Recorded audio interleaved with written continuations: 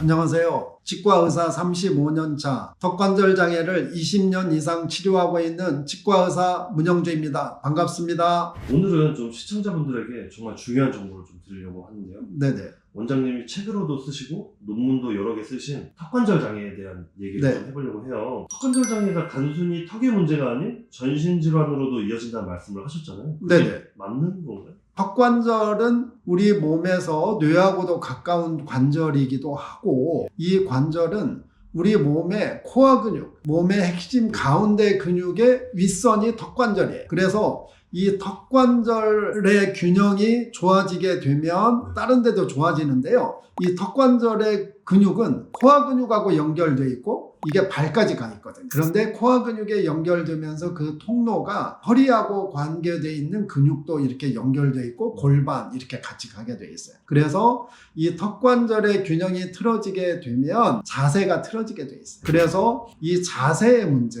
또 이 턱관절은 우리가 씹을 때의 중심점이 어디냐면 턱관절의 중심점은 포라멘 마그눔이라는 그 뇌에서 나오는 그 통로, 고속도로로 비유하면 톨게이트죠. 거기가 넓거든요. 그런데 그 넓은 부위를 받치고 있는 경추 1번, 2번이 중심점이에요. 그래서 턱이 한쪽으로 틀어지거나 앞뒤로 밀리거나 또 위아래로 이렇게 너무 낮아지게 되면 거기에 스트레스를 가하게 돼 있고 위치가 변하게 돼 있어요. 그래서 그 통로, 톨게이트가 4차로를 열어야 되는데 3차로, 2차로를 열어놓으면 어떻게 되게 돼 있어요? 막히죠. 그래서 효율이 떨어져요.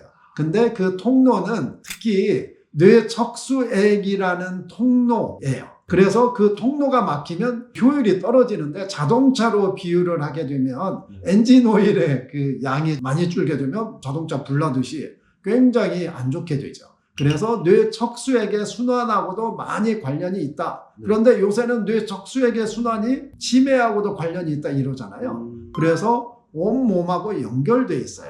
그 다음에 이제 이 턱관절은 아까 근육에 영향을 주는데 그 근육을 싸고 있는 근막, 그것도 하나의 이제 통로인 거거든요. 그래서 턱관절은 근막 연결이 쭉 돼 있는데 이 턱은 단순히 턱만이 아니고 전신을 좌지우지할 수 있는 근육이다. 그래서 전신하고 연관돼 있다. 또 노화를 가속시킬 수도 있다는데 그것도 뭐 어떻게 연관이 되는 거예요? 이 가속노화에 대한 관심이 많은데요. 우리가 가속노화하면 첫째는 스트레스 원인이, 그 다음에 이제 호르몬 문제, 수면장애, 만성염증, 근골격계의 불균형 이렇게 얘기를 하거든요. 그런데 거꾸로 이렇게 역산을 하면 아까 근골격계의 불균형은 턱의 불균형에서 온다고 그랬잖아요. 그래서 턱을 바로 잡아주면 근골격계가 자세가 좋아지면 뇌척수액의 순환도 효율이 좋아지게 돼 있고요. 또 이제 턱관절은 자율신경하고도 많이 연관돼 있어요. 그래서 수면장애도 고쳐지고, 그 다음에 턱이 안 좋으면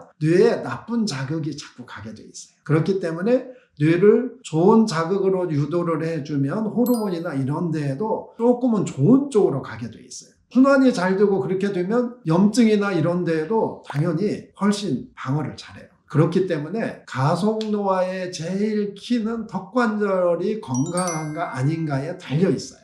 그래서 사실 이 턱관절은 그냥 단순히 소리 나고 아프고 밥 먹을 때만 사용하는 관절이야 이렇게 생각하지 마시고 내 몸의 중심 키다 이렇게 생각하시면 됩니다. 그러면 이제 치료하셨던 턱관절 장애 환자분들 중에 원인 모를 통증의 이유가 턱관절 장애였던 환자분들도 굉장히 많죠? 많죠.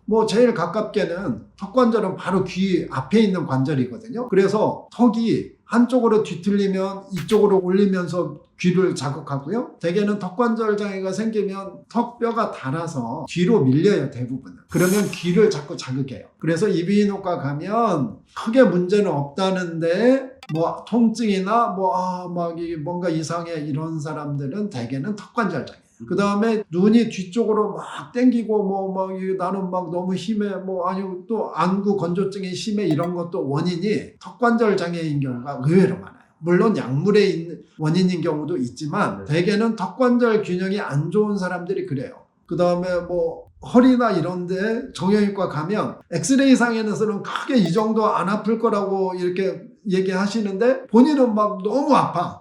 이런 경우가 되게 근육에 문제가 있어서 그런 건데 이런 경우는 대부분 턱관절 장애이다. 그래서 이제 그런 경우에도 턱관절 균형을 회복시켜주면 치료가 잘 돼요. 턱관절 장애는 어떻게 치료를 해야 하는 거예요? 턱관절 장애는 근본적인 치료, 물리치료, 약물치료 뭐 이런 거는 일시적인 치료이고요. 근본적인 치료를 하게 되면 몸 전체의 균형이 회복되는 거거든요. 먼저 이제 몸의 균형을 회복시키는 마우스피스 같은 거를 끼고 그래서 몸의 균형을 잘 맞춰주고 그 다음에 잘 맞춰준 상태에서 유지나 치료가 빨리 되려면 근육에 아까 영향을 주는 거는 뭐냐면 음식이나 영양제 같은 것도 많이 영향을 줘요. 그래서 먹는 거나 이런 것도 체크를 해야 되고 그 다음에 또 이제 그 근육에 영향을 줄 수 있는 거는 환경적인 거예요. 환경이라고 하면 뭐 화장품도 있을 수 있고요. 향수. 가령 쇼핑하러 갔다가 1층 화장품 쫙 도니까 나 머리 아파 엄마 나 집에 들어갈래 이런 사람이 있거든요. 드물게. 그게 왜냐? 근육을 긴장시키는 어떤 그 성분에 지금 노출된 거예요. 냄새로. 그러면 환경적인 게 있고요. 그 다음에 이제 만병의 근원 스트레스죠. 스트레스를 받으면 근육이 긴장하기도 하고 몸이 산성화가 되니까 그 다음에 또 하나는 자기에 맞는 운동을 잘 관리하게 되면 턱관절 치료가 잘 되죠. 그래서 턱관절 장애 치료는 큰 의미에서 균형을 회복시키는 치료는 장치 이런 걸 통해서 균형을 잘 회복시키고 그 다음에 음식, 환경, 스트레스, 운동 이런 거를 5가지를 잘 하게 되면 아주 치료도 잘 되고 그 다음에 또 유지가 잘 돼요.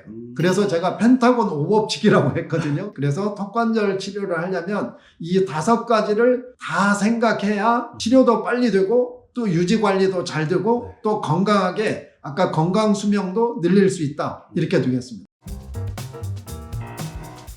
턱관절 균형은 전신 균형입니다. 턱관절 균형이 좋아야 건강 수명이 늘어나서 행복 지수가 좋아집니다. 턱관절 균형을 잘 관리하시고 치료를 잘 받으셔서 건강하시기 바랍니다. 오늘도 긴 시간 시청해 주셔서 대단히 감사드립니다.